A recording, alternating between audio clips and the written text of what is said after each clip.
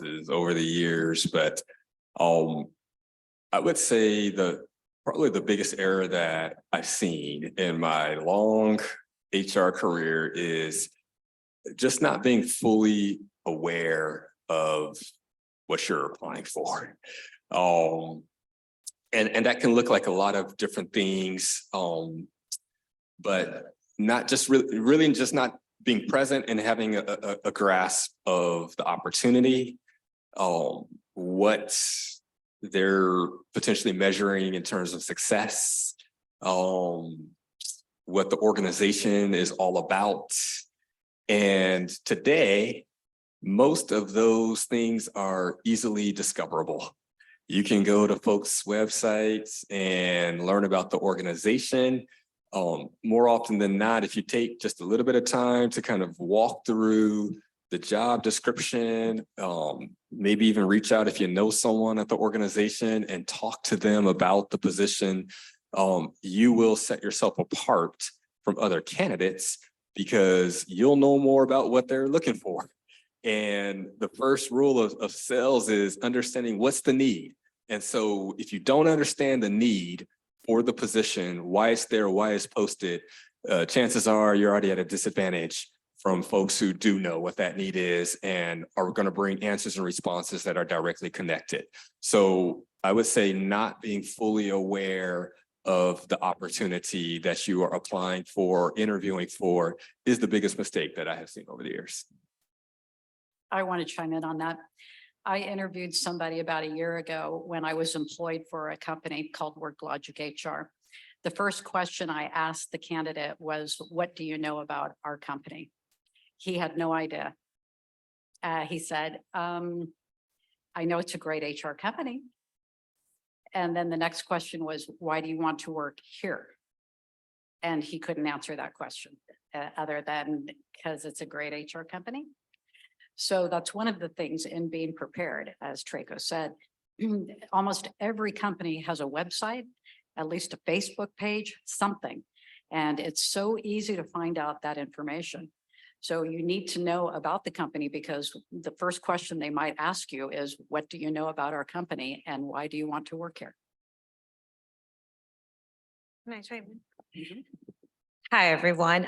Just like Traco said, every year I feel like I have a different response to this question and just thinking about how I'm talking to students every single day. And so if you're a student who's looking for a position that I assume is not a frontline position because you're here in college, the number one thing is that you don't come with excitement. I talk to candidates and they like, if I don't leave that interview feeling excited about you joining my company, then you're probably not going to get past me. And I feel like so many students, either because they're nervous or because they don't know how to show excitement in an interview, they will fail because of that. Okay, great. Thank you. Okay, Robin, what is the biggest mistake a candidate can make while completing an employment application? Not completing it. So that's one of the things when people are trying to determine, they're trying to weed out candidates because they don't want to interview everyone. They want to interview all 100 people who are applying for a job. That's the first way to cut people out, is that they don't complete the application.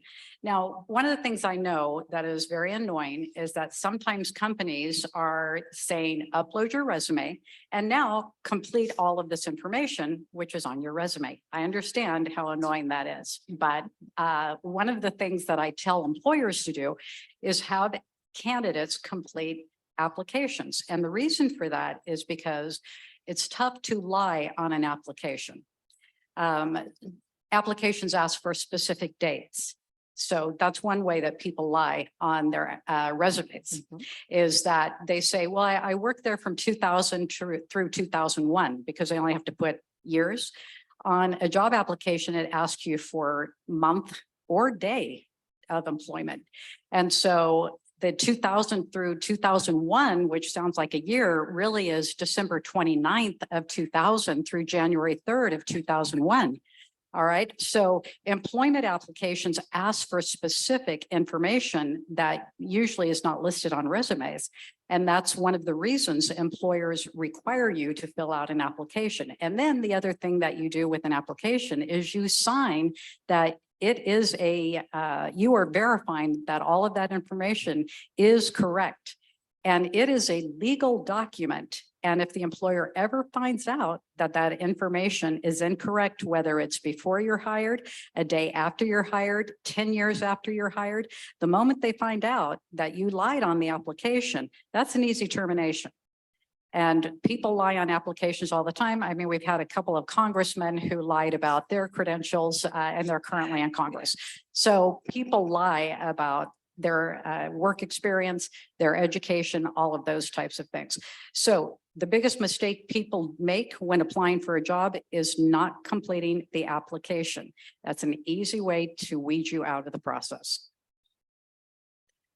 And I would like to add to this question of one of the biggest mistakes when you fill out your application.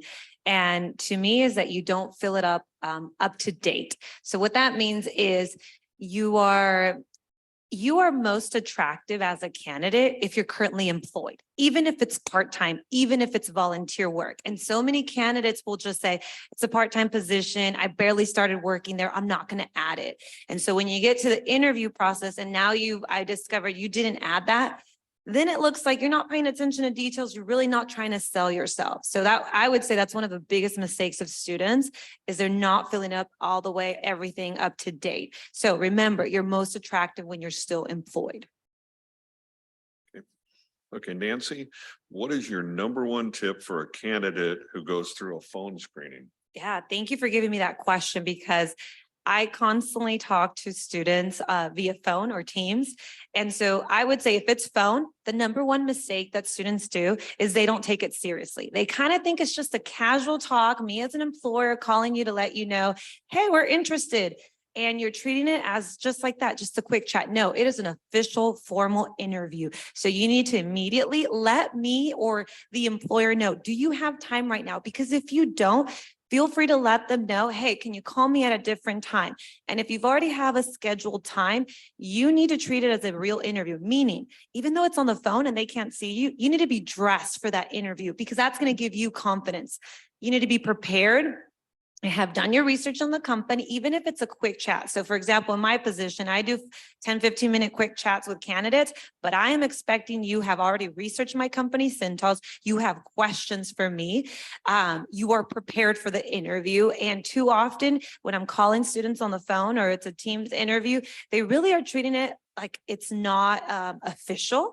I've had candidates in pajamas, crop tops, they're really not taking it serious. And so that's my number one way of knowing it's not worth my time and I will cut it short as much as possible. So please remember, even phone interviews, we're hearing and we're listening to everything. Are you talking about Zoom or FaceTime or so how do you know they're in a crop top? Oh, when I've done Zoom meetings. And I thought you could just tell from their voice. No. And I guess I'm blending in like phone to Zoom because I feel like I group those because I feel a lot of students take those two as very informal. Like unless you're in front of somebody, you take it, some people are taking it more serious, but the one with the crop tops. So we'll be done with the interview and the candidate will stand up to maybe like whatever, turn off the computer or they're done. And I could totally see what they're wearing. So just remember, like, unless you've clicked like turn off camera, I can still see everything. I want to chime in on the Zooming thing. You've Zoomed for a long time with your camera off, right?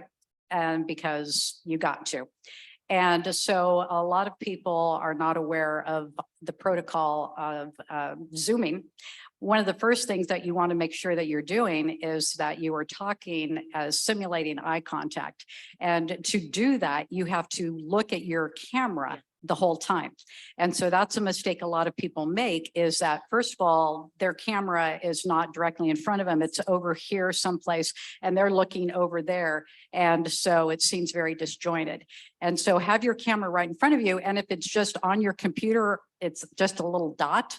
You need to look directly into that dot and talk to that dot. And it seems weird, but that's what you need to do to look like you are making eye contact with people. And you need to be very careful about background noise and things like that. So that's one of the things that frequently happens in Zoom calls, is that somebody's yelling in the background or the dog's running through or something like that. And so you need to get yourself in a quiet room where you'll have no interruptions, that the background that you have behind you is not 1,000 beer bottles on the wall or something like that, that it looks professional in the back. And all of those things are going to, and how you dress is all going to be part of whether somebody has a good impression of you or a bad impression of you. Those first impressions are so important. Hopefully everybody understands that once we have an impression of somebody, which we make within the first 30 seconds, and I'm not just talking about us, I'm talking about everybody. Yes. We size people up very quickly because that's how our brain works. And we make a decision, and to try to undo that decision is very difficult. And so those first impressions are critical. I'll just jump into a couple of tips that I've shared over the years that have worked for me. If you are on a phone, say it's not a Zoom, you're just on a regular phone interview, something that has helped me to have lots of good energy kind of in my voice is stand up. So that you don't have to sit down. They can't see you, so stand up. And that actually can help you come across more energetically. And then the next thing that I would say is have your stuff, your resume and everything. If they can't see you, that is an advantage. Have your cover letter, have everything like right there. So if they ask you a question, you're like, oh, I wasn't ready for this one. Well, you can look at it, and that's an advantage that you have in a phone interview. And then when we get to it, I'll tell you how you might also be able to have that advantage in a real interview without anybody even knowing. Have the job description in front of you also for the job that you're applying for. Great advice. Okay, Traco, what are some of the do's and don'ts with dress attire for an interview? Well, this is easy. No So crop tops. no crop tops, no shorts. I think it ties in directly to the last question. This is a professional opportunity. So dress professionally. Every single interview you have, whether they can see you or not. Because I think Deion Sanders said it best, when you look good, you play good. All right? And that's a joke, but it's true. All right. When you dress professionally, it puts you in the right attitude for the occasion and for the interview. And so I recommend that you dress professionally, whatever that looks like. Don't underestimate the interview.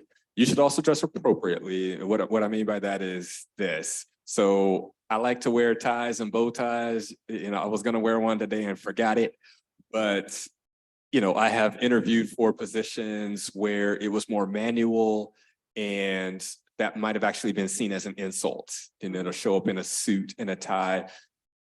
If it's an office job, professional tie, et cetera, whatever a professional attire looks like, and you can find all of that on Google. It's pretty easy. But if you are working in a position where it's just a completely different environment, then just think about it, be thoughtful about how you dress for that particular occasion. That's one of the things when you look on the website, they usually have pictures of people. And so you can tell what people are wearing when they're at work. The other thing that you can do is go by and go in and see what people are wearing. And so you never want to dress too differently than the people that you're interviewing with, because they will see you as different. You want to be seen as the same. You're a good fit. And so how you dress is critical. The thing that I would also say is that when you're talking about professionally and appropriate, different generations have different ideas of what professional is. And so one of the things you should think about is who's going to interview you. And if it's somebody like me who is middle-aged, and you notice that these two listed the dates they graduated from college and I did not. All right.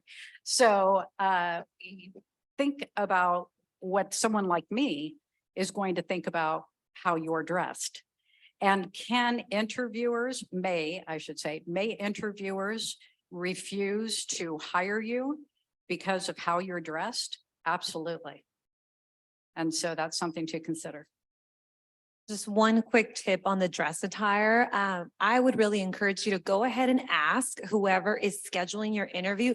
Just ask them, what is the appropriate dress attire for the interview? I get those questions, and for the folks who do ask me, I let them know and then give them a couple extra tips just because they're wanting to prepare for that interview. Great, thank you. Okay, Robin, what is the best advice for a candidate who has a panel interview? Well, one thing, don't get freaked out. And so that's easier said than done, but that's always very intimidating. And there are some places that you will interview in front of a group of people, regardless of the position that you're applying for. I used to work in the city of Bakersfield. When you apply for a job there, even if it is to pick up trash in the park, you will interview in front of 3 people at least. And so the thing that is most important is that when one asks you a question, you don't just talk to that one. You make sure you're making eye contact with all of them as you're answering questions. And then the other thing is to remember that somebody is looking at you at all times. And so if you have one person who's looking down and writing notes, just remember that other people are probably still looking at you. And so that's one of the ways that we disqualified a candidate when I worked at the city, is that I asked a question of somebody and then I looked down to write, and one of the other panelists said that after I looked down, the candidate rolled his eyes and acted like my question was stupid or something like that. And so they shared that information afterwards, and that person was disqualified as a result of it.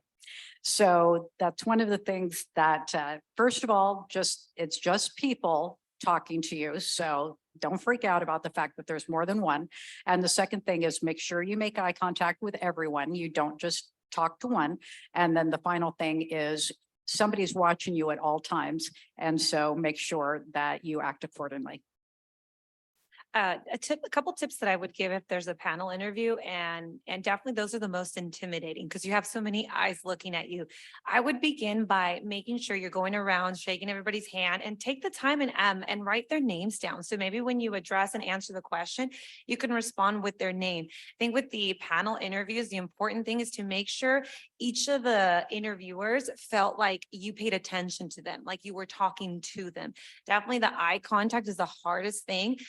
I would just suggest really smile, show that you're happy to be there. That will also help your confidence as you're interviewing in an interview panel. So those are some tips that I have for you. And I would just add to that, going back to the answer I gave a couple of questions ago. So I recommend, you see that folder that Nancy has? Bring one of those every single time. And inside of that, so open it up after you shake hands and ask for their names and write it down.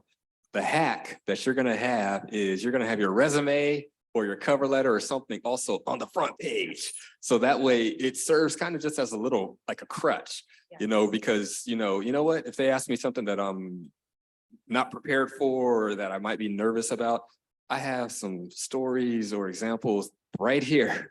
And because you open it up with your resume or whatever your cover letter is or something right there. And then you start writing names, they'll never notice it. You just have that folder and it's there for your benefit if you want to use it. Okay, thank you. Nancy, what response are you looking for to the question, tell me about yourself? Yeah, and that's definitely a question you're going to get in an interview. Tell me about yourself. So let me give you a quick example of kind of what I look for, and as I'm interviewing candidates every day. So with that question, take it, and it's kind of like a 3-part. Begin by telling me a little bit about yourself, but really think of the position you're applying. So I'll give you an example. I hired for a management trainee position at Cintas. So that's a leadership position. So in tell me about yourself, I'm looking for you. Tell me a little bit. First, maybe you're introducing me to like, when did you graduate from college? Or if you're still in college, you're telling me a little bit about yourself, but it's stuff that is relevant to the position you're applying.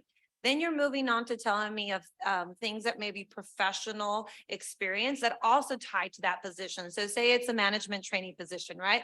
You just told me you're currently a senior at CSUB, maybe a little bit more details, and then you jump into I'm actually in a lead position at XYZ, and I'm currently a student leader in ASI, or I'm a student athlete, whatever it may be. And then you also bring it back to kind of like, let me know, why are you applying at my company at Cintas? And it may be, you know, I'm very interested in this position because of the leadership opportunities it gives, or I love what Cintas is doing in the community. Like you summarize it. It's kind of quick. The mistake people do is tell me about yourself, and you tell me everything about yourself and your mama and your friends and the pets you have, and that's not all relevant. So really think of the position, and I think making sure it's kind of like your elevator pitch, but you're really tailoring it to that position and that company. And that's how you're going to be most successful in answering that question. So I'm wanting to learn kind of a recap, a little bit about you, the professional, academic, kind of why this position interests you, and also why that company, and kind of tell me about yourself. And other people will give you kind of how they break it down. But for me, I personally feel like that helps me in the flow of questions that will come next. Go ahead. All right. And here's just another little hack that I have used over the years, and not to brag, but I think I have literally sometimes won interviews in the first question. Yeah. They say, tell me a little bit about yourself, and I do what Nancy said. And then I also add this little piece. I have my own personal core values. And what I'll always do before every single interview is go to their website and look at their core values. And where there is alignment, I point that out for them in that first question. So it could be, you know, here's my experience. Obviously, they can see my education and my work experience. I might share a little bit about that, what's relevant for this position. But then I also said, but here's why I'm here today, and here's why I'm excited about this position or this opportunity. I had an opportunity to check your website, and so it shows that I was prepared. And I noticed that your core values are, these 5 or these 3. And those actually align with 3 of my personal core values. And what you're doing there is, from the very outset, identifying and connecting the dots in regards to fit. What people will never ask, because they can't, but you can articulate it for them, is there value alignment? No one will ever say, what are your core values, and do they match with our values as an organization? But if you point it out to them, it's a plus. And so I use that opportunity either at the beginning, or if I don't have an opportunity at the beginning, I'm going to say it at the end. I think those are great answers. I just wanted to add that when I'm giving workshops on how to interview people, I tell the participants, do not ask or do not say, tell me about yourself, because it opens things up too wide, and they might tell you all sorts of things that you cannot consider during the hiring process. But definitely, if you do get that question, or that statement, then you do what they said and just stick to work-related stuff. Yeah, great answers. I want to add something too, is don't assume that anybody on the other side of the table has read your resume thoroughly. Okay, so you need to tell them about yourself and your experience. I found that, you know, I worked for the county for over 30 years, and I interviewed a lot of people, and I would, you know, constantly find people that assumed everybody on the panel reviewed all their information. Yep. And they don't always do that. Very true. Okay. Traco, what is the question candidates most often have trouble with? Tell me about yourself. That is a tough one. Sometimes folks are shocked at that one. And even though HR professionals may coach, don't do it, you should expect. Most interviews that I've seen and heard, it probably includes that question. But the toughest one that I've seen over the years is always, it comes in kind of one of 2 forms. Sometimes people will ask, tell me about a weakness that you have. And that's tough, because you don't want to just say something that's terrible. I don't have a hard work ethic. You don't want to say that. Or they could ask it in the form of, tell me about a mistake that you made in the workplace or at school, and they don't finish it. But I always would coach and encourage folks to respond the same way. So the best response that I've heard, and I started using it when I would get that type of question is, you know what? I see myself as a continual learner or someone who's dedicated to continuous improvement. While I have many strengths that we've been talking about, this is one area where I've been looking to improve over the last year or the last couple of years. And then talk about what you have done specifically to get better in that space. You don't want to just leave it as, I tend to lose focus after 30 minutes of work. And sometimes I don't get things done, but you talk about, here's how I bring resources or people or some level of discipline to make sure that I have improved in this space. And when you respond in that way, it does a couple of things. It lets them know, for one, that you're self-aware, because guess what? The worst answer that I've heard on that one is, I have no weaknesses. I'm like, well, interesting. In fact, I used to hear that from students sometimes, and I'd be looking at their transcript and I was like, well, you got a C- in this class. That's what you were going for? No mistakes ever. That's not an A. So you want to be honest, but also talk about why that self-awareness has catalyzed or helped you to improve, to become better, to learn, to grow. And I think when you approach it from that perspective, it's not quite as difficult. The other question that people struggle with is, why should I hire you? And you've got to sell yourself, and some people are uncomfortable with that, but you should definitely be prepared for that question as well. I'll just throw in a very simple, easy question that some students do fail, and it's a simple one. Do you have any questions for me? And if your response is, I don't, that really shows me you're not that interested. And if it genuinely is that through the interview process, all the questions were answered, then simply response, I did have some question written down, but you've actually already answered them. So I don't have any more left. That at least shows me you came prepared with questions. So very simple. Saying no is automatic. I'm not interested in no longer in you. And the questions you ask should not be, how many paid holidays do I get? When does my insurance kick in? It's not those questions. The questions you're going to ask should be like, what would a typical day for me look like? So something like that demonstrates that you are really interested in making sure it's a good fit for you. So you're not interested in just finding out how many perks and benefits you get. One thing else that I just want to throw in there too is know what questions to ask HR, as opposed to like when you're getting to the final interviews, top executives.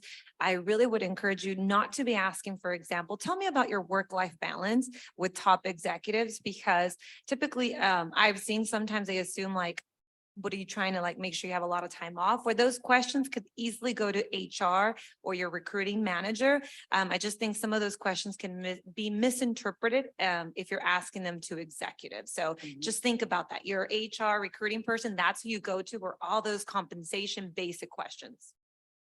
Right. The one last thing I was going to mention is, so Robin did ask another question that I know is always difficult, and that is, we're talking to a lot of people. Why should we hire you? And sometimes folks are tense because they don't want to badmouth other candidates, and you should not do that. All right, don't say, well, everybody else is terrible and I'm the only one qualified for this job. You don't even know who's applying usually. And so I often will use that as an opportunity. If I haven't already talked about my core values, that's when I'll bring that in, because usually it's about the last question. So if you haven't already shared something related to your personal values, that's a great opportunity to say, I don't know who all the other candidates are. I'm sure they're great. What differentiates me is, in addition to all the competencies that I bring that you can see or that we discussed, I bring some personal values that align, and that's what I can tell you. I think I'm great, and that's why I'm excited about the opportunity. Okay, thank you. Hey, Robin, how can a candidate that is overqualified for a position convince a company that they are the best candidate? Yeah, overqualified is a pseudonym for old. But maybe it's not. It is that, one of the things that is in your favor, if you are graduating in the next year or so, the labor market is perfect for you now. When I was graduating, it was very tough to be able to get a job. And now employers are clamoring for employees. And so that's really good news for you. And now I've forgotten the question. What? Oh, overqualified. So the thing is that even though the labor market is really open, chances are, if you're going to stay in Bakersfield especially, or in Kern County, that there will not be as many options available for you, and that you will need to try to get something that doesn't require a degree, for example. And so that's one of the things. You've got a degree that you're going to be asking for more money. And so we can't hire you because you'll want too much money from us because you've got that degree. And so letting people know what you really need is experience. And so you understand that even though you have a degree, you don't have the experience that you need. And that's what you're really looking for. And so that's why you want this job, is to gain that experience. And by the way, I do want to tell you, when I was an undergrad here, I was like most people and thinking that once I get that degree, I'm going to get that big job with a lot of money and the big office because I got my degree. And one of the things that you will learn is that your education is valuable. Experience provides you with an education you cannot get from CSUB in your classes. So you do really need that experience to become fully educated about the job that you're currently working toward. And so I think that would be the best thing. I know I have a degree. I need the experience.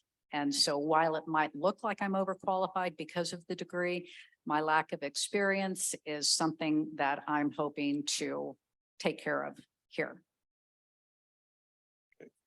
Okay, Nancy, this is similar. Oh, Traco wants to Oh, chime Traco, in. yes. I was going to say one other thing about the overqualified, because I have run into a number of folks who have applied for positions.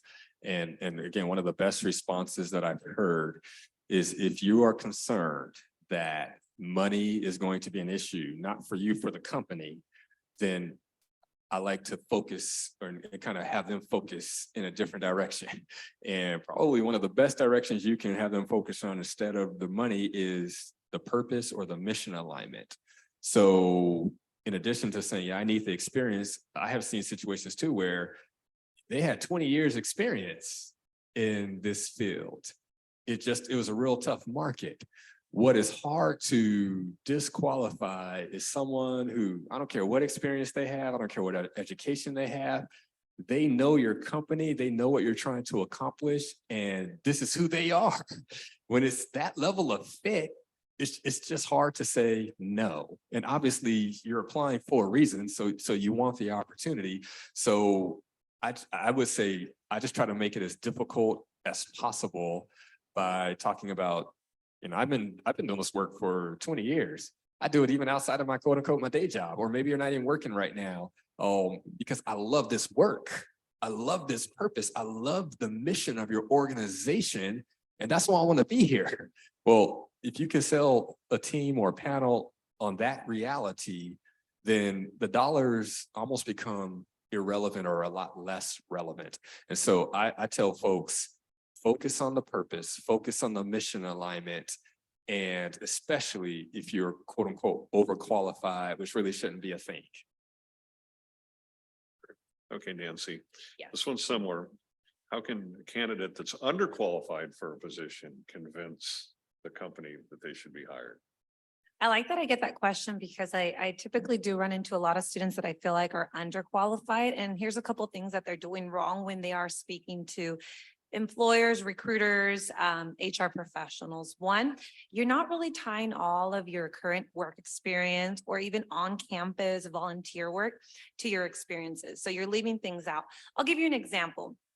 I was at a career fair, I think it was Cal State Long Beach, and I was talking to a candidate and he sounded really great. His resume wasn't the best. And I was asking, well, do you have are you currently employed? Yeah, but I didn't put it on because I just started 2 weeks ago. Okay. Are you in any clubs and orgs? Yeah, I'm actually in a leadership position and in this. Why is it not on here? Oh, I thought it's not relevant. Like I just kept discovering all these great things about this candidate that just based on his resume, he was going to be underqualified. So you need to make sure you're tying all your experiences to really build yourself as a strong candidate. Also, I would say if you're in a position where you don't have maybe all the experience, if you're able to show, it's like say you're applying for an HR position and you really don't have much HR experience, then through the interview process or while you're trying to interview, why don't you go volunteer somewhere where you could do maybe some HR? Because of it, HR, I'm using as an example, maybe a nonprofit that needs some help with recruiting or filing, things like that. But as you're looking for jobs, build that experience. And if that means go volunteer, then that's how you're going to build some experience. If it gets to the point that you definitely are underqualified for that position, but it's a position you really want, apply for it, stay connected to that HR professional, recruiter, whoever it may be, the business owner, and let them know if this is what I'm missing, that I have this plan to make sure I can get that experience. That goes a long way. Stay connected to them, and you never know, you may be able to demonstrate that you have enough qualities to be able to get the position. I also have to say, when it comes to experience, I've had, the opportunity to see it, for example, at Cintas, it could be two individuals that maybe have similar experience, or let's just say they're both underqualified, but one definitely has the characteristics, say, of a leader. They have that presence.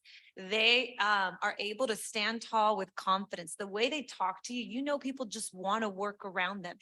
So there's things that might not be necessarily your work experience, but the people skills, that presence that you have, that, believe me, you can teach all the other stuff, but that personality, those leadership characteristics, sometimes you can't teach that, and that will actually get you the job. So just a couple tips from me. Okay, Traco, what's your rule of thumb when it comes to the length of a resume? That's a good question. I've gotten this a lot. So in my opinion, it kind of depends. What I mean is, if you have 20 years of experience, don't try to synthesize everything to one page. I know sometimes folks will say it one page or bust, or it's over. That's probably impossible. And that's okay. People understand if you have years of experience, go for 2, maybe 3. If you are a student, I do recommend try to keep it to one page, nice and tight, concise. And what you can do to add additional information if you think it's relevant, and this also is a nice trick to potentially get around algorithms, since a lot of web or companies have algorithms on their website, write a cover letter. All right. And you can make it separate or different. So then if somebody's reading it, they can never say, the resume was 2 pages. Right? I hate 2-page resumes. If you have a cover letter, though, you can also put in different keywords and really speak to, again, that mission, purpose, alignment, etc. And so it's a nice way to add some additional body to what you want to say about yourself that you might not be able to put on a 1-page resume. I want to add on that, yes, a lot of times the initial screening is done through automation. And so they're looking for keywords. So you should always look at the job description, and your resume should reflect the job description. So using those same words. A couple tips on the length of the resume for me personally. If it's printed, make sure you're printing on the back. If yours is 2 pages, now having it stapled in like 2 pages, it's kind of more obvious of like, okay, what do you have on here? For me personally, if you're giving me a copy, it should be on the back, not 2 separate pages. And then if it's, an electronic version, if it's 2 pages, it doesn't really bother me unless the content, like you're using this really big font that it's like you clearly could have had it in 1 page. So everybody's different. For me, typically, for a student, yeah, it should be 1 page, but if it's 2, it's not a problem. Great. Well, you answered most of my next question of some of the don'ts on a resume. So you covered it, large fonts, and Robin covered it earlier. Don't lie on it. We have a couple things I think we still want to cover on the resume, right? Yep. Traco, do you want to start on that? Because I know that's a big one. Sure. So one of the biggest mistakes that I've seen on resumes specifically is really, how can I say, lack of relevancy or potency in terms of how it's structured. What I mean is this, the one thing that I always coach students to do is, we tend as human beings, so you have to understand this, Robin spoke to it. Not only do we just by human nature size folks up when we see them in 30 seconds, and I think actually it's like 20 seconds. Do you know how long the average HR professional spends reading your resume? It pains me to say it, but it's 20 seconds. So put the good stuff first. What I mean is put the stuff that is going to differentiate you first. So that means if you are a straight A student, start with your education. All right. That's the highlights. If you're not, like I was, after my experience at UC Davis, I crawled to a 2.45 GPA. It's right at the bottom. I got the degree, but it was a C's got degrees kind of thing. And so I put other things, maybe my volunteer experience or some of the work that I had done in the community. Those were the things that I tried to highlight, my skills, what I thought I could bring in addition to my minimal experience and my not great GPA. And so I would say how you structure your resume is important. Almost every bit as important as quote unquote the bullet points that you put on your resume, because chances are they're going to read the first half. And if they're not impressed, they're going to skip the rest. So hit them with the highlight. I would definitely agree. A couple of things since I'm looking at resumes every day, and I'll give you an example. If I'm looking at a resume, I'm probably giving less than 20 seconds. It's literally, I look at the document. This is not a resume. It's actually my DMV bill, but we're just going to use that as an example. I see the name, then I immediately go to what's your current position.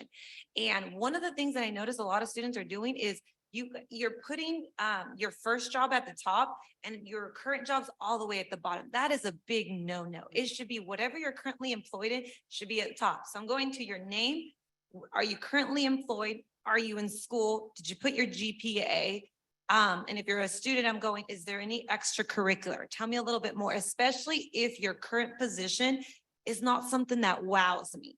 I'm going to see like, maybe is there another story? And that's literally, I would say I give it 15 seconds per each resume. And so those are some important things to remember.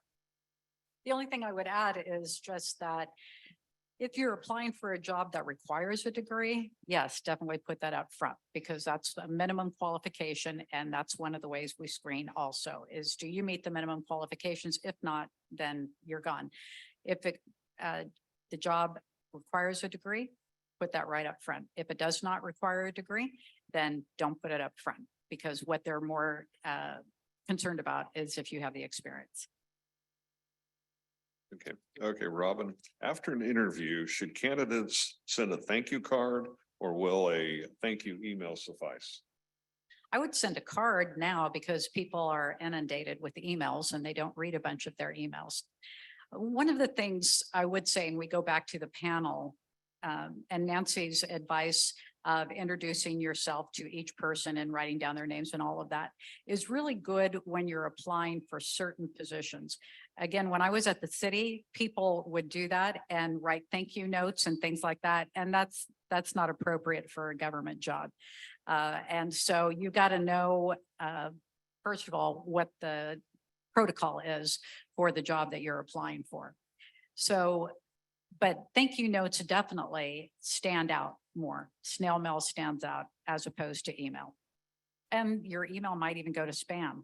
So there's something to consider too.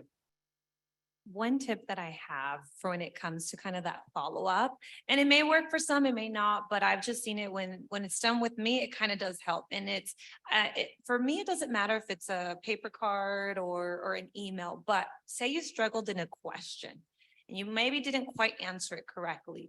You could utilize your thank you to just like, let me just follow up and clarify in a point or just add something that if you were concerned, like, oh, I screwed it up in that last question or that one thing. I've seen that students do that. And to me, that shows like, hey, they knew themselves that they didn't perform as well. They just wanted to close that that loop that they left. So paper or email, it doesn't matter. I feel like it doesn't hurt. And I do appreciate when we do get it. And I know my leaders have commented. They even sent an email. And my last question, Nancy, is it okay for candidates to follow up on the status of their application? The questions for me? Yes. Okay, and I definitely get a lot of those questions. I get the calls, the emails about, what's the status? I'll be very honest with you. If we want you, we're going to contact you.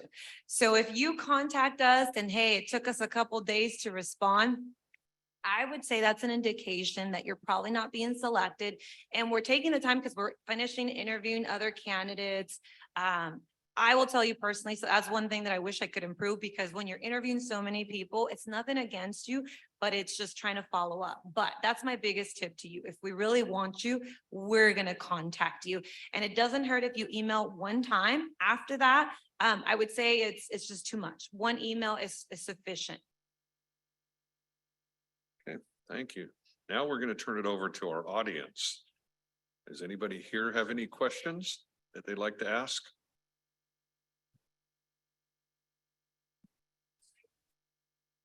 We have a microphone, so we'll get it to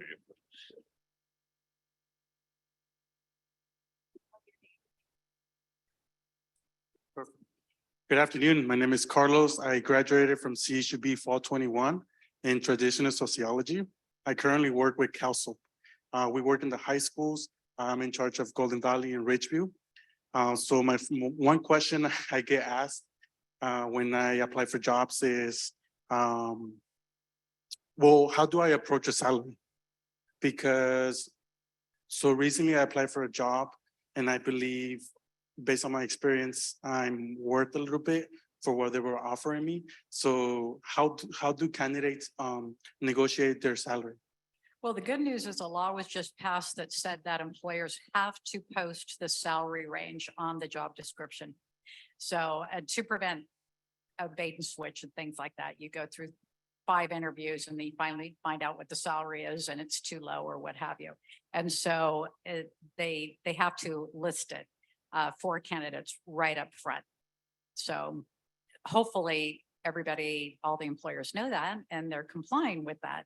So if you come across an employer that has not listed it on the job description, then I would wait and see how the interview goes, whether they contact you, and at that point, then you ask about the salary. If you ask about it in the initial interview, it's one of those questions that, again, how many paid holidays do I get and all of that kind of stuff. Just looks like you're in it for the money, which most people are, but the employer wants you to be in it because you want the job, not how much you're going to get paid.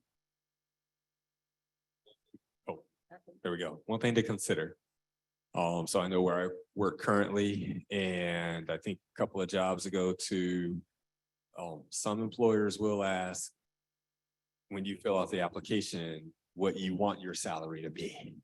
And they're not going to take no for an answer. You can't just leave it blank. And so my recommendation, especially since they have to post, usually probably a range, is to be honest, just say preferred salary is boom. What I think I'm worth for this position, say what I think I'm worth for this position, but you just say preferred salary is boom, and give them a dollar amount. Because if they're asking for it, then you've got to put something. And so I would just recommend that. And the reason that can be important is because sometimes after we've interviewed all the candidates, we don't look at, we don't care so much about what they put on their application. We do care if they're qualified and they're the most competitive person for the position. But once we're ready to make an offer, we do go back and look and say, well, what did they say they want? What do we think the market will bear and all of that? And so that's kind of the first step in the negotiation process. And if you put the minimum, then that's likely what you're going to get. And so it's good to be honest about what you're looking for instead of trying to negotiate after the fact if they allow you to put that on the application or ask for it. I want to also answer that question. First, I just want to thank you for being the first student to answer that, ask a question. And so when it comes to the salary, yes, you'll ask them, say you're talking to me, you'll ask me, Nancy, what is the salary range for this position? I'll give you a salary range and you're probably curious, well, is there any flexibility, right? To negotiate, ask the question. I will let you know yes or no. And I will also tell you that unless it's probably like a government job where it's very set how much you can get, if they really want you, they will pay the extra money.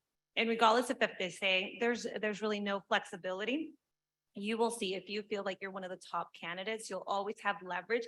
If you also have maybe other offers, if you're being sought out by other companies. So that's kind of some information you should come to in the interviews to be able to, if there's an opportunity to get a little bit more money.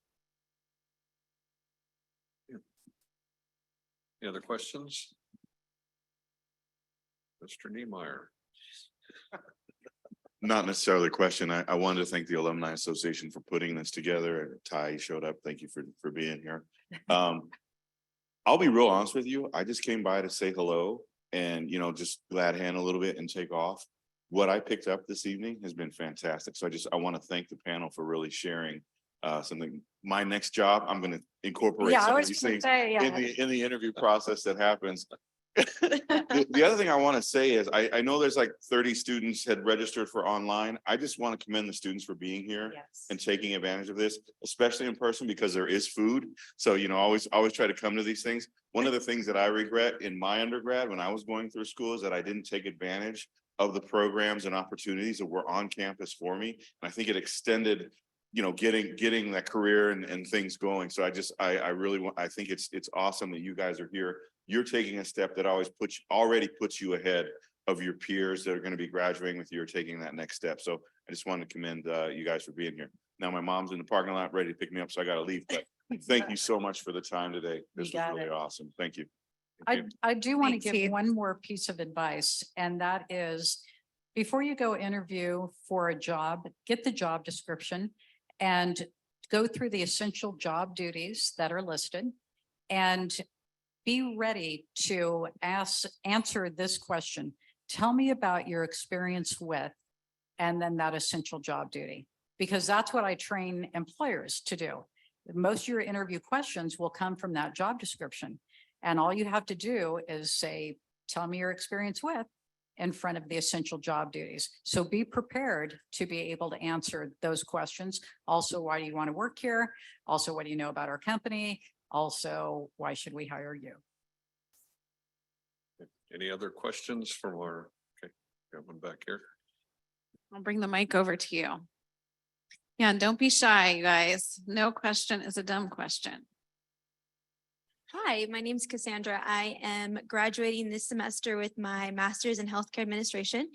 One difficult question I always get in interviews is scenario questions. So how do you format your question or your response to answer that question? Like, what are employees looking for when they're asking scenario questions?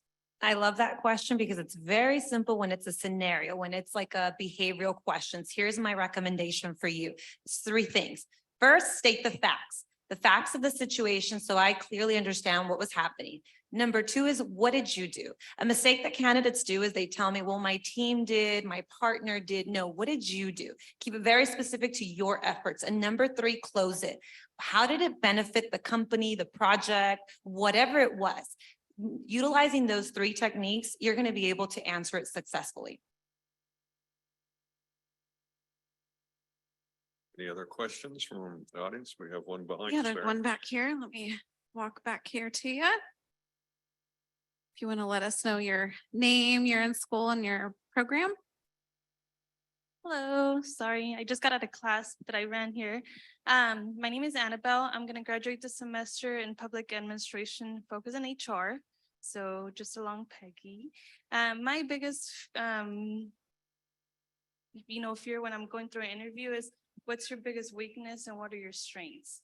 Because my weakness is running up the stairs, but I don't think that's going to help in an interview. Yeah, and thanks for that. Traco answered that a little while ago, but I know you just got out of class. So basically, when you're talking about your weaknesses, you want to put it in a way that always demonstrates you're trying to improve upon something.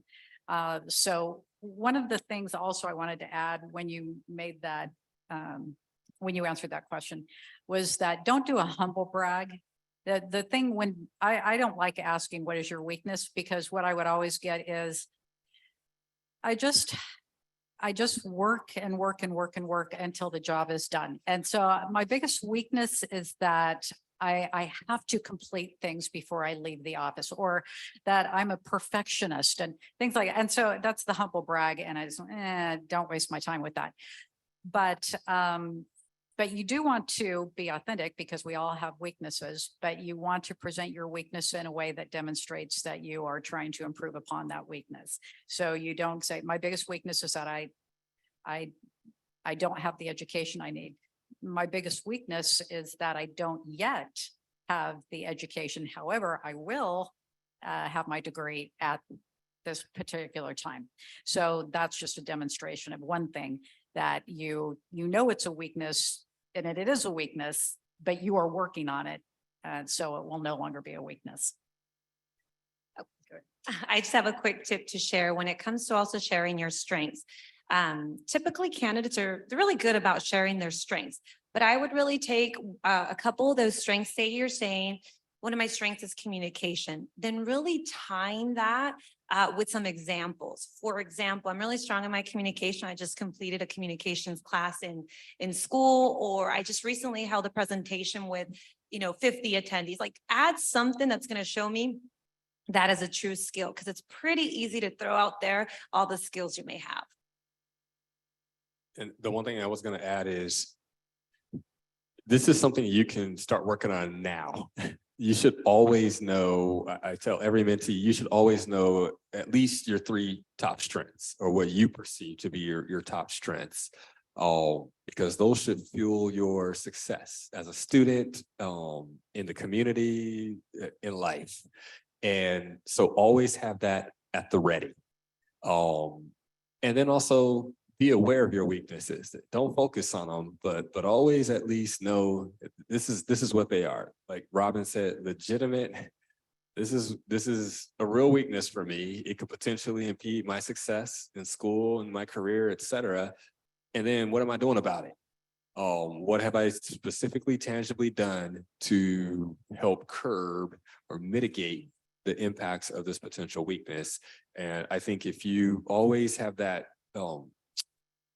perspective and self-awareness, your greatness can't be stopped. So It all goes back to that motto that the Boy Scouts had: be prepared. Yeah. Any other questions from our audience? Okay, I'll bring the microphone to you. You want to tell us your name and your year in school and what you're studying, or your grad year? Hi, everyone. My name is Elizabeth. I am scheduled to graduate next fall, and I'm currently studying sociology with a concentration in human services. And my question is, when we enter the room to interview with somebody, should we still shake their hands? Because since the pandemic, that's been a little bit iffy. So I just want to know your opinion. Hi, Elizabeth. I would say yes. I would still go for shaking the hand. If somebody doesn't feel comfortable, I think they'll do a little fist pump, or they'll let you know. But I think that's something that should still a lot of employers want to see, that you're very professional and will shake the hand. Yeah, and out there in business now, especially here, there's not many people who are afraid to shake hands anymore. However, if you are reluctant to shake people's hands, then it's perfectly fine to let them know. Hello, just don't want to shake hands right now. And so that's perfectly fine too. But yeah, when we're out there interacting with people, people are shaking hands. yeah, I would affirm that 100%. And here's why. We tend to build trust as human beings through vulnerability. And I never saw a handshake as a huge sign of vulnerability until after COVID. But I think it actually gives you an opportunity to potentially build trust through that vulnerability. And women have a little advantage. The way I was taught is you didn't shake a hand with a woman unless she offered her hand. At least that's the way I was taught, old school, right? So now we're That's talking about those all. generational changes again. Catch up with the times. Any other questions from our audience? Are we accepting questions virtually? Yes, we have some. So Sarah, I'll let you. come I over think here. Andrea is moderating the questions and she's got the mic, so I'll turn it over to Andrea if there's some questions Okay. online. We have some questions online. We have quite a few, so we'll see what we can get to. Let's see. How in the application process would you notify a current supervisor that you are applying for a new position? I wouldn't. So here's one of the things, when you let your supervisor know you're applying for another position, your supervisor might say, well, today's your last day, so you'll have plenty of time. So, and may employers do that? Absolutely. Once they find out, you don't even have to tell them, once they find out you're looking for another job, they can let you go. So I would not volunteer that unless you are ready to be let go. Any other questions? We There, have- Andrea? we have a questions, lot. so I Okay, do you want wasn't me to sure come how we were help going. you I out? did, before we move on, I wanted to make sure, are we talking about maybe looking outside of the organization, or is this maybe an internal application? Outside, Outside, okay. right? fantastic. Like when they start checking references, Yeah, you think you're good in that process. So how would you approach it? gotcha. So the other thing that I would just speak to is sometimes you may be applying for a promotion or a position in a different department within an organization too. And just depending on how things work with their systems, their IT, their HRIS, et cetera, your supervisor may know. I have worked for organizations where if you applied for a position, then basically your supervisor had to give like a recommendation, or it was going to come to them at some point. And it was better to notify them first than for them to hear, kind of around the barn. And so the way that I would approach those conversations, which could also still be sensitive, they shouldn't try to let you go or be upset that you're looking for promotion, but sometimes they still would be. So what I would do is hopefully you're having regular conversations with your supervisor or your boss anyway. Hopefully there's a development plan where you're having honest conversations about here's where I see myself in 3 years or 5 years or 1 year. And if you are having those conversations, then I would reference that. Is go back and say, hey, boss, can we have a chat? And remember that conversation we had about 6 months ago where I said, if ever given the opportunity, today is that day. And so when you frame it within it, I see it as a growth opportunity for me. If you have a good supervisor, they shouldn't be upset that you are now having this opportunity to shine brighter, to have more scope.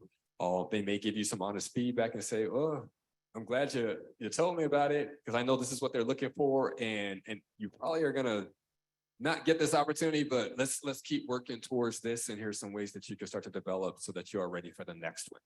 But I definitely would let them know through a thoughtful conversation before they find out from somewhere else, because that happens a lot of times. Trust is broken and it's hard to restore.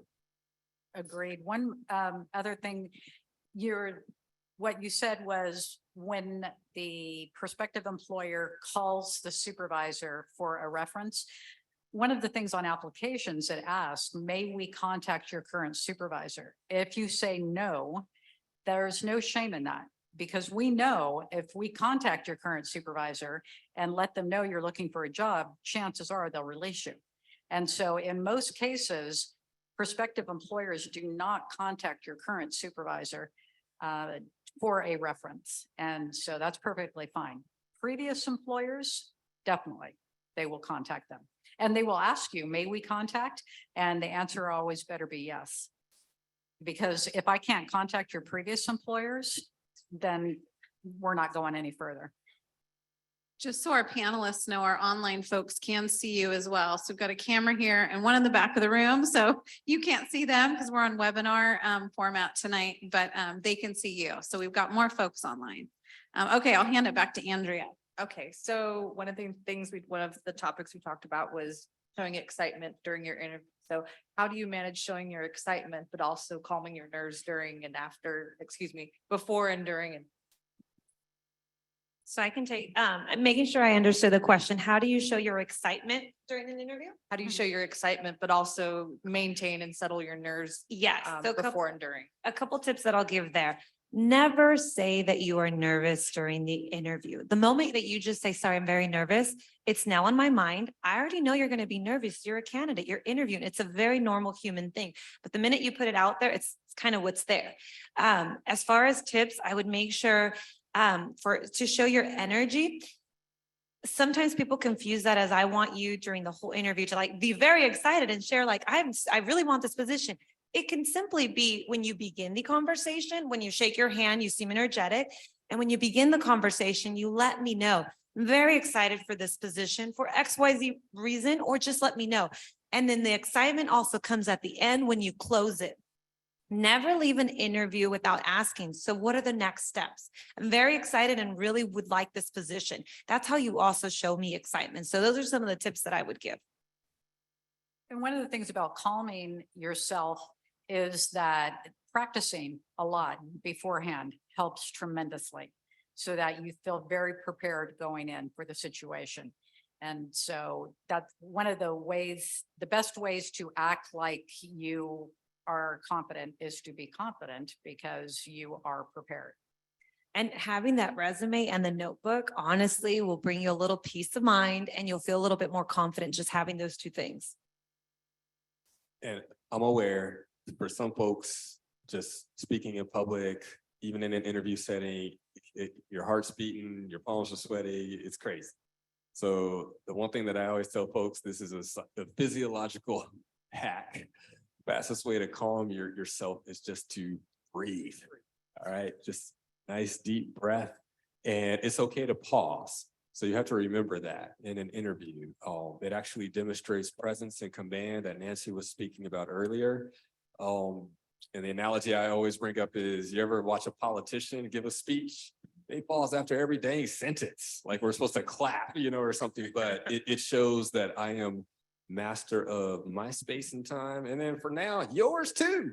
And so it's okay to pause for a moment, take a nice deep breath, jump into your sentence or whatever that is. And that will help to calm your nerves and really help slow your heartbeat. And just one last thing on that too. I find it when you're nervous, you will not remember what to say. And if you need to say, hey, can I have just a couple seconds to think about that? That does not make you look like a bad candidate. That actually allows you to kind of gain your composure, respond properly. And I don't see it as a bad thing. So don't be afraid to ask for a couple of seconds, or even to say, can we come back to that question at the end? Okay, so how would you explain a termination, previous termination, or that also contributes to an employment gap on your resume? That's always a hard one. Well, how do you respond that you were terminated? And it could be a million reasons. It could be something that it was really your fault, or maybe it wasn't. I would just, the way that I've been given responses in the past that I felt comfortable was they were open about it.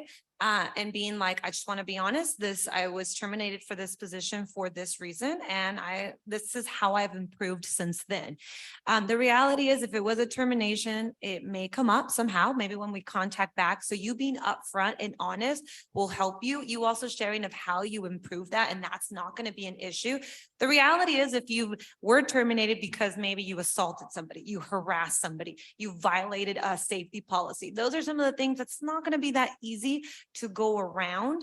But anything else, say it was attendance, you can talk about how, you've improved that, or what you have done. Maybe it was the attendance was triggered by not having reliable transportation. You can say, now I have a vehicle, which will make sure that's not going to happen. So that's a hard one, but those are the tips that I have for you. I would agree. And the main thing is that you don't blame other people if you were terminated for cause. Now, one of the things, being terminated used to be, oh, that was terrible. And now there's so many layoffs that are happening and downsizing and all of that kind of stuff.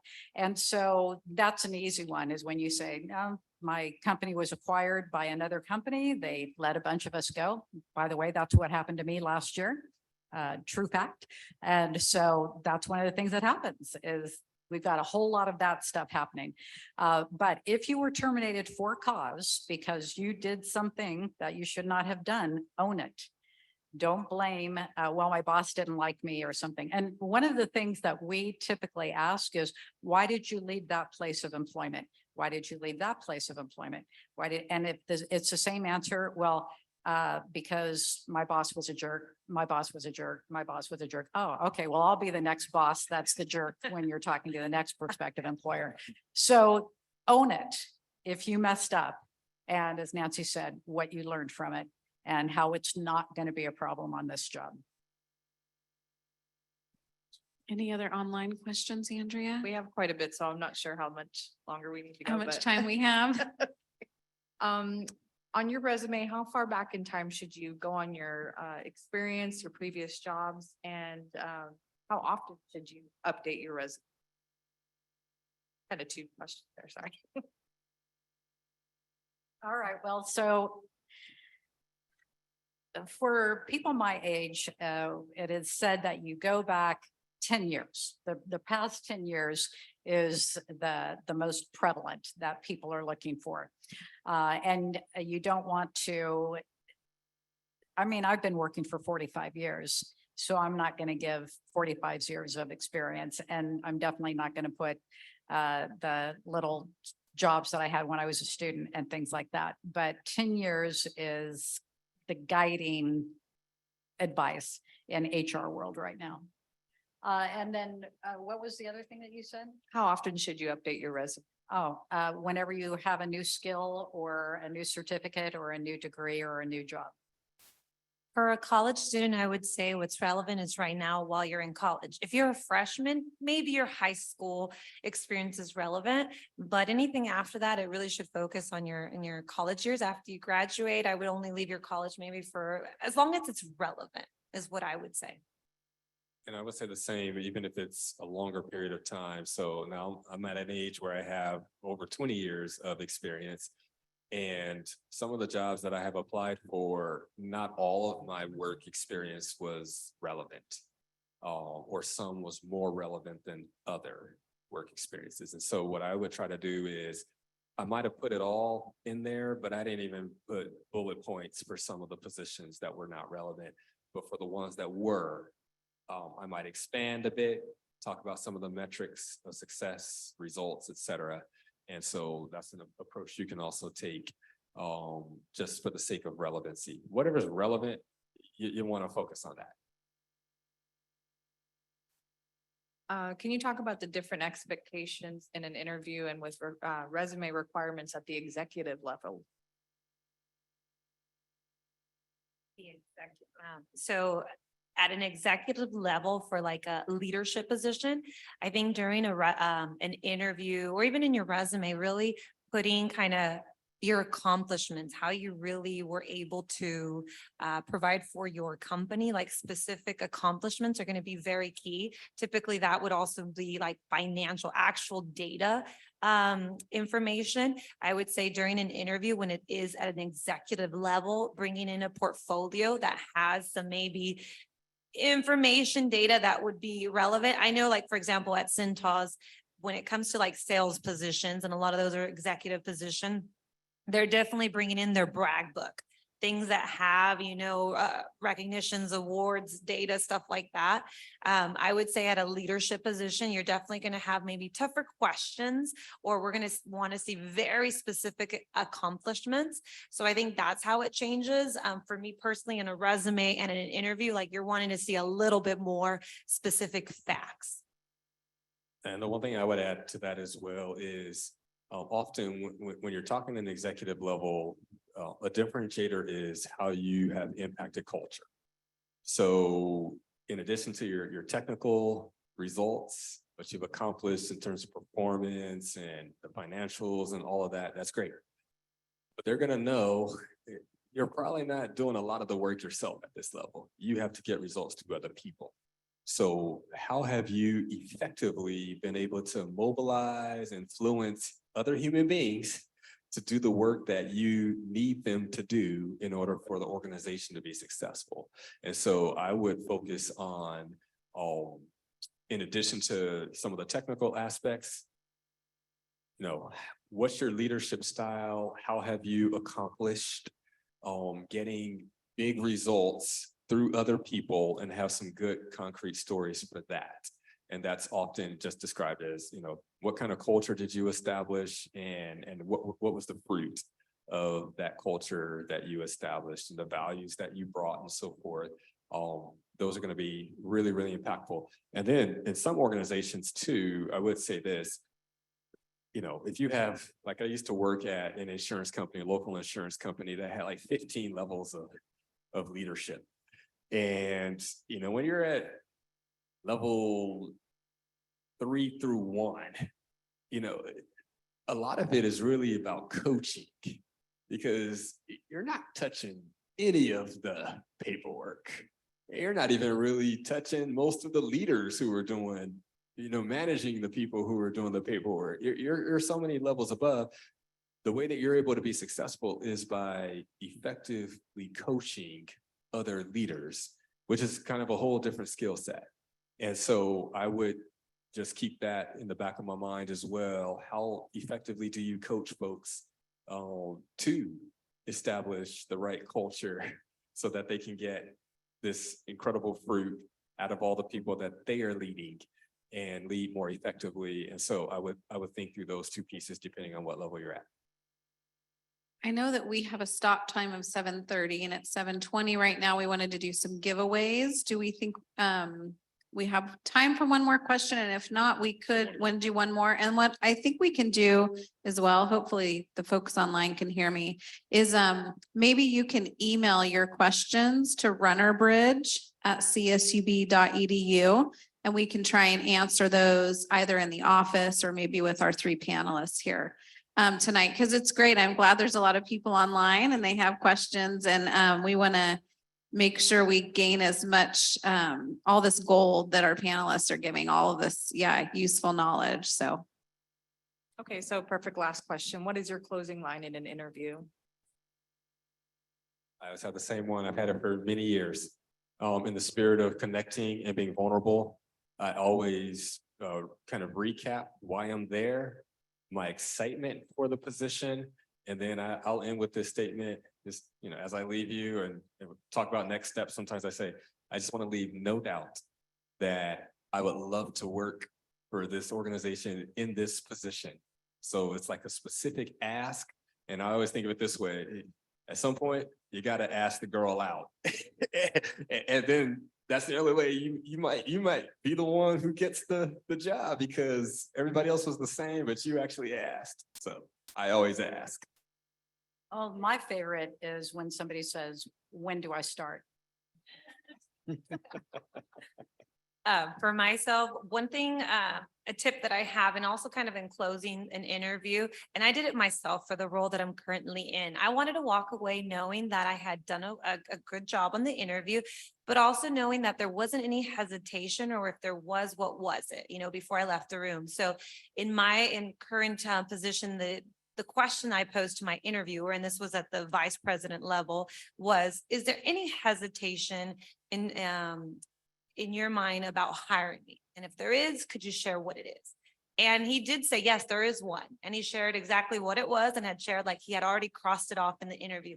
But that helped me know that I was walking away confident that, okay, I hopefully have this secured. But that's how, for me, I wanted to close it. Let me know if there's anything else. And then the same as you said, Traco, letting them know again, I'm really interested in the position, and this is how I will contribute to this role and this company in this role.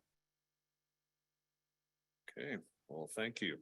Appreciate all your answers, your insight, your wisdom.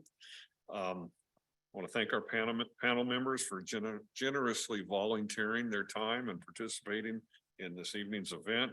Now I'll turn it over to Sarah, who's going to select our gift card winners, but we do have some gifts for our panel members as well. We do, yeah. So why don't I give our panelists some gifts first? Maybe Athena, if you can help me with these. I first want to just again reiterate my thanks to Traco and Robin and Nancy for being our panelists. We do, as I mentioned, have some people online, and this is being recorded. So we'll just imagine that all of these seats are being filled virtually.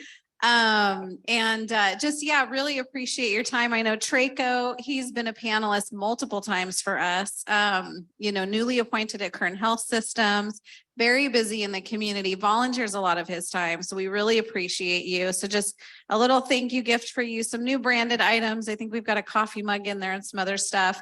Robin Paggi, and she is a newer faculty member on campus as well. She also has been a panelist for us in the past.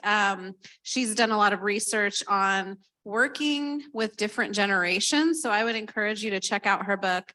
But really appreciate you as well, Robin, being with us again. And then, of course, Nancy Solis, who really was kind of the brainchild behind this whole mentor program, the Runner Alumni Mentor Program. And she helped us kick this program off 7 years ago now. The COVID years kind of all blend together. So appreciate you. And of course, Nancy's also an HR professional herself, and she loves helping students, has a passion. So to each of you, thank you so much for your time and being here today. Okay, and then we are going to have some giveaways. So I have the registration list of those in person. Okay, I'm just going to kind of go down the list and we'll just randomly pick some people and we'll see if you're here. Okay, Elizabeth Aravalo. Elizabeth's here. Yay, great. Okay, Elizabeth. Okay, I am going to give you, you're going to get a bunch of fun stuff. Okay, you're going to get one of these new fancy CSUB mugs, a sticker, and an Amazon gift card. Congratulations. Thank you. Sure, you're going to get a picture of Elizabeth. Okay, let's see. Who else? Is Elsie Rivera here? Oh, Elsie, great. Okay. Yay, Elsie. Okay, Elsie. Okay, I am going to give you a CSUB mug. And you're going to get a pen so you can take all of your important notes for your classes, and an Amazon gift card. Congratulations. Thanks for showing up in person. Okay, let's see. Who else do we have here?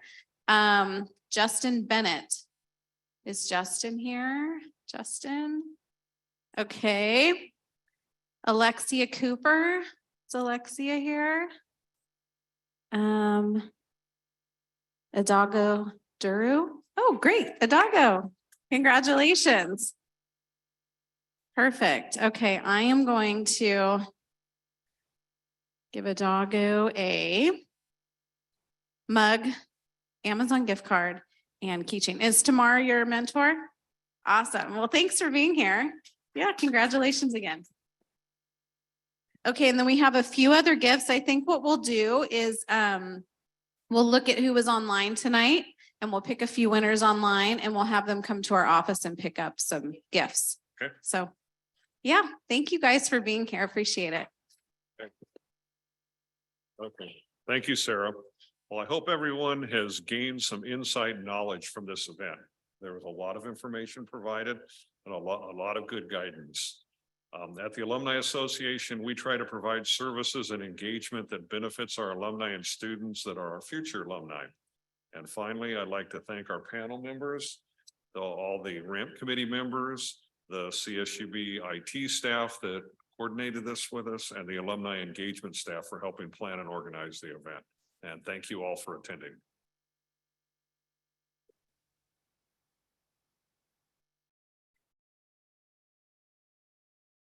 Thank you all for being here. Yes, there's food back here, so don't let it go to waste. Yes, yes. We're going to have to limit our